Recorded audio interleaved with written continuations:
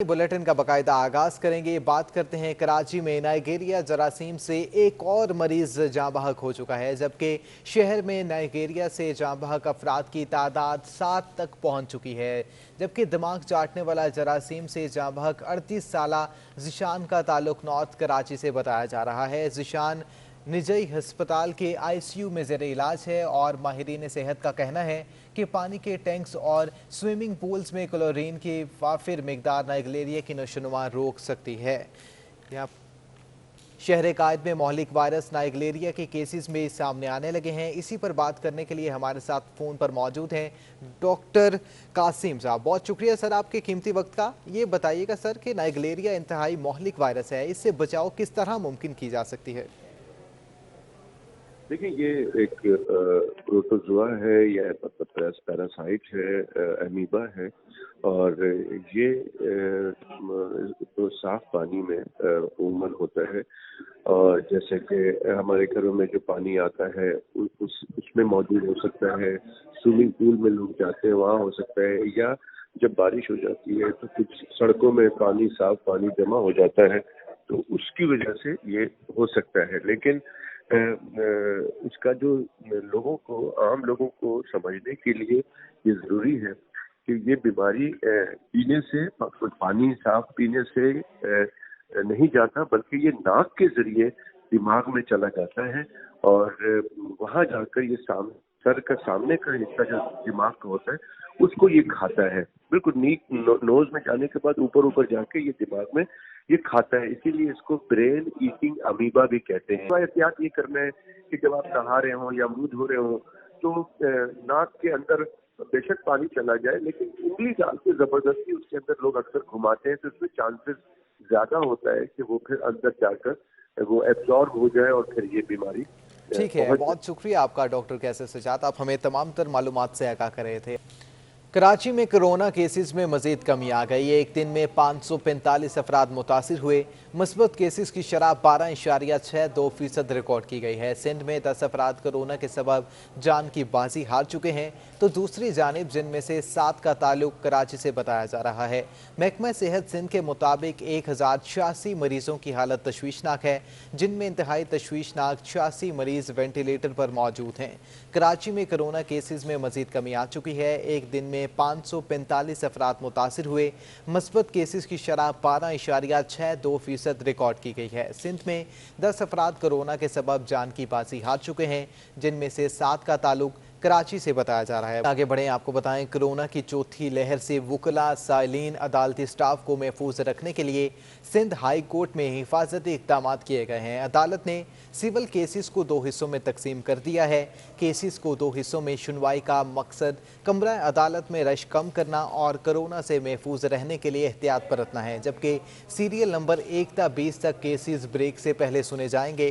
पहला हाफ सुबह 8:30 से 10:30 बजे तक होगा, दूसरा हाफ 11 बजे से केसेस के निपटने तक ताहाल जारी रहेगा। शहर कायद में कोरोना केसेस में कमी आने लगी है, तो दूसरी जानिब कोरोना की चौथी लहर से वुकला, साइलिन और अदालती स्टाफ को महफूज रखने के लिए सिंध हाई कोर्ट में हिफाजती इक़दाम किए गए हैं। अदालत ने सिविल केसेस को 2 हिस्सों में तकसीम कर दिया है। केसेस को 2 हिस्सों में सुनवाई का मकसद कमरा अदालत में रश को कम करना और कोरोना से महफूज रहना है।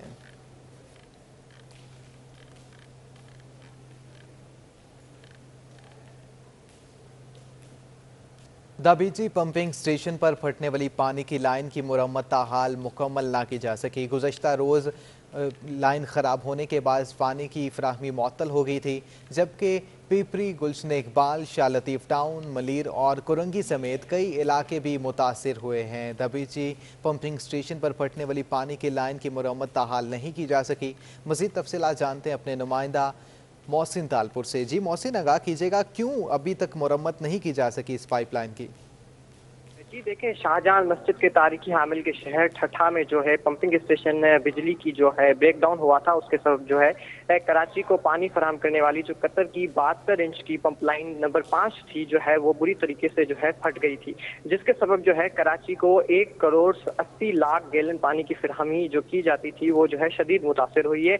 तो कराची के बहुत सारे इलाकों में इस वक्त जो है पानी की फराहमी मुअत्तल है, जिसमें जो है गुलशन इकबाल, पंपरी, शाह लतीफ टाउन, मली और जो है कोरंगी के भी तमाम इलाकों में जो है पानी की फराहमी मुअत्तल है। वाटर इंतजामिया बोर्ड से जब इस हवाले से बात की तो उन्होंने कहा कि हमारी टीमें उस टूटी हुई लाइन की मरम्मत कराने के लिए भेज दी गई हैं और कोशिश की जा रही है कि जल्द से जल्द इस टूटी हुई लाइन की मरम्मत की जा सके ताकि पानी की फराहमी दोबारा बहाल हो सके। ताहम जो कोरंगी के और मलीर के शहरी हैं वहाँ पर पानी की फराहमी पहले ही ताखीर का शिकार होती थी। अब ये लाइन टूटने के सबब जो है पानी की फराहमी में और ताखीर हो रही है। इस हवाले से शहरियों की परेशानी में भी मजीद इजाफा हुआ है। जी ठीक है, शहरियों की परेशानी में इजाफा देखने में आ रहा है। बहुत शुक्रिया आपका मोहसिन तालपुर।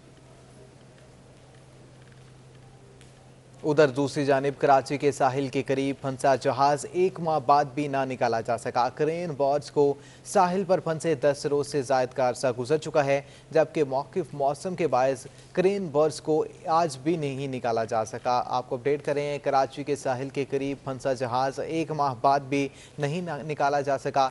क्रेन बुर्ज को भी साहिल पर फंसे 10 रोज से जायद का अरसा बीत चुका है।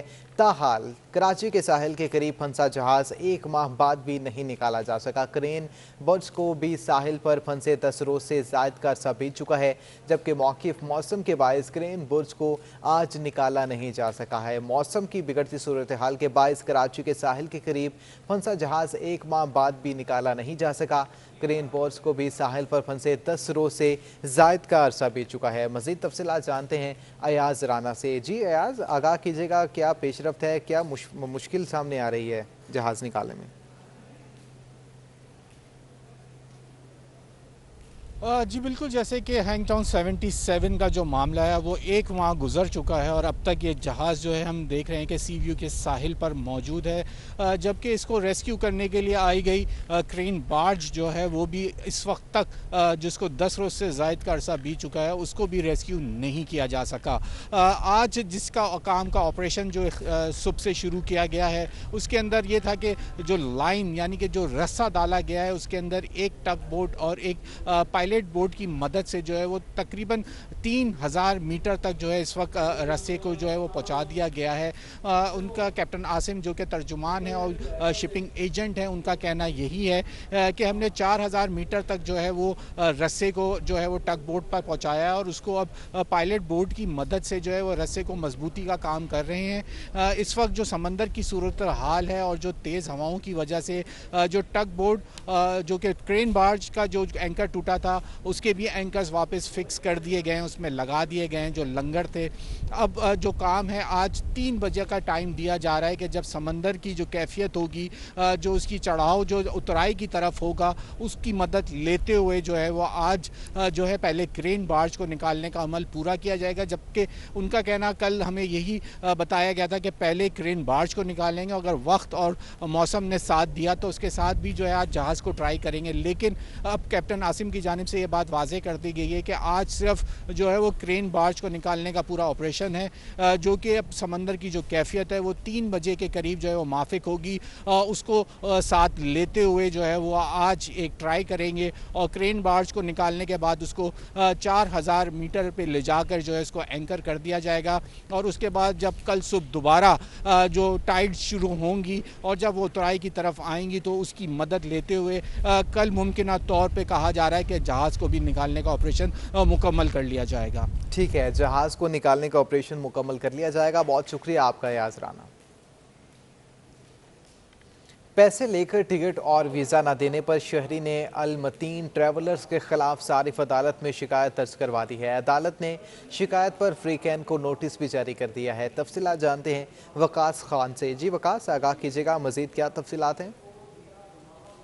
की जानिब से शिकायत की गई है कंज्यूमर प्रोटेक्शन बोर्ड जिला वस्ती में कि अलमदीन ट्रैवलर्स ने 60,000 रुपए लिए लेकिन उनका काम जो है नहीं किया गया। उनको ना तो टिकट दिए गए ना ही वीजे का इजरा उनकी जानिब से किया गया। मजीद ये कि मोहम्मद सिद्दीक की जानिब से ये अदालत में इत्तला की गई है कि उसे उसके पैसे जो है वापस दिलवाया जाए। अदालत ने शहरी की शिकायत को मंजूर करते हुए आइंदा समात पर फरीकैन को नोटिस जो है जारी कर दिए गए हैं। फरीकैन जो है हाजिर होकर इस हवाले से जवाब अपना दाखिल करवाने के लिए अहकाम अदालत की जानब से दे दिए गए हैं। आइंदा समात जो है 31 अगस्त तक के लिए मुलतवी कर दी गई है। जो शहरी ने शिकायत जमा कराई गई थी कि उसकी जानिब से एडवर्टीजमेंट पड़ी थी अलमतीन ट्रेवलर्स की, जिसमें ये कहा गया था कि उनकी जानिब से टिकट और वीज़ा जो है उसका इजरा किया जाएगा, जिसके एवज उनकी जानिब से 60,000 रुपये जो ट्रेवल एजेंसी है उनके अकाउंट में जो है जमा करा दी गई। इन तमाम की दस्तावेजात जो है अदालत में जो शहरी है मोहम्मद सिद्दीक उसकी जानिब से जो है जमा करवा दी है। ठीक है, बहुत शुक्रिया आपका वकास खान। डॉलर की ऊंची उड़ान का सिलसिला न थम न सका। एक हफ्ते के दौरान इंटरबैंक में डॉलर 18 पैसे महंगा होकर 10 माह की बुलंद सतह 164 रुपये 18 पैसे पर पहुंच गया है और ओपन मार्केट में हफ्ते के दौरान डॉलर 30 पैसे महंगा हो गया। दीगर करेंसी के क्या रेट हैं ये भी आपको बताते चलें। डॉलर की ऊंची उड़ान है और ऊंची उड़ान का सिलसिला थम नहीं सका। एक हफ्ते के दौरान इंटरबैंक में डॉलर 18 पैसे महंगा होकर 10 माह की बुलंद सतह 164 रुपये 18 पैसे पर पहुंच गया है और ओपन मार्केट में भी हफ्ते के दौरान डॉलर 30 पैसे महंगा होकर ऊंची उड़ान पर है। तफसीलात जानते हैं अशरफ खान से। जी अशरफ, आगाह कीजिएगा, डॉलर की ऊंची उड़ान है, क्या वजूहात सामने आ रही हैं? हफ्तावार रिपोर्ट के मुताबिक अगर एक हफ्ते में इंटरबैंक में डॉलर 18 पैसे महंगा हुआ है, जो कि गुज़िश्ता हफ्ते के मुकाबले डॉलर 164 रुपए से महंगा होकर 10 माह की बुलंद तरीन सतह 164 रुपए 18 पैसे पर बंद हुआ है। इसके साथ ओपन मार्केट में इसके असरात देखे गए। ओपन मार्केट में डॉलर 30 पैसे महंगा होगा 164 रुपए 60 पैसे पर पहुंच गया है, जबकि यूरो की बात करें 192 रुपए 50 पैसे बरकरार है। बरतानवी पाउंड 1 रुपए सस्ता हुआ है, 226 रुपए पर आ गया है। इमारती दिरहम भी 25 पैसे महंगा होकर 44 रुपए 85 पैसे पर आ गया है। सऊदी रियाल 10 पैसे बढ़कर 43.70 पैसे पे आया है। और जो फॉरेन एसोसिएशन के सदर का कहना है कि आलमी मार्केट में करेंसी की कदर में तेजी से उतार चढ़ाव का फर्क देखा जा रहा है, उसका असरात जो है ओपन मार्केट में भी नजर आ रहे हैं। ठीक है, बहुत शुक्रिया आपका अशरफ खान। सिंध के स्कूलों में 93% टीचिंग स्टाफ और 97 नॉन टीचिंग स्टाफ ने वैक्सीन करा ली है। मजमूई तौर पर कराची में शोबा तालीम से वाबस्ता 15,690 लोगों ने अब तक वैक्सीन करवा चुके हैं, जिसकी शरह 97% बताई जा रही है। सिंध के स्कूलों में 93% टीचिंग स्टाफ और 87 नॉन टीचिंग स्टाफ ने वैक्सीन करा ली है। मजमूई तौर पर कराची में शोबा तालीम से वाबस्ता 15,690 लोगों ने अब तक वैक्सीनेशन करवा चुके हैं, जिसकी शरह 97% तक पहुंच चुकी है। सिंध के स्कूलों में 93% टीचिंग स्टाफ और 87 नॉन टीचिंग स्टाफ ने वैक्सीन करवा ली है। मज़ीद तफसीलात जानते हैं मोहसिन तालपुर से। जी मोहसिन, आगाह कीजिएगा। जी देखें, महकमा तालीम ने जो है नोटिफिकेशन जारी कर दिया है, यानी कि सिंध के जो स्कूल हैं उसमें 93% टीचिंग स्टाफ और 87% नॉन टीचिंग स्टाफ ने वैक्सीन जो है वो करवा ली है। मैं आपको बताना चलूँ कि सिंध भर के 1,18,551 असातिज़ा में से मजमूई तौर पर 1,10,990 असातिज़ा ने अब तक वैक्सीन करवा ली है। कराची में अगर हम बात करें तो शोबा तालीम से वाबस्ता टीचिंग स्टाफ के 15,690 लोगों ने वैक्सीन करा दी है। अगर डिस्ट्रिक्ट वाइज बात करें तो जिला वस्ती से 4,095 लोगों की रजिस्ट्रेशन थी, जिसमें से 3,977 लोगों ने वैक्सीन करवा दी है। जिला मशरिक में जो है 2,458 में से 2,414 लोगों ने वैक्सीन करवा दी है।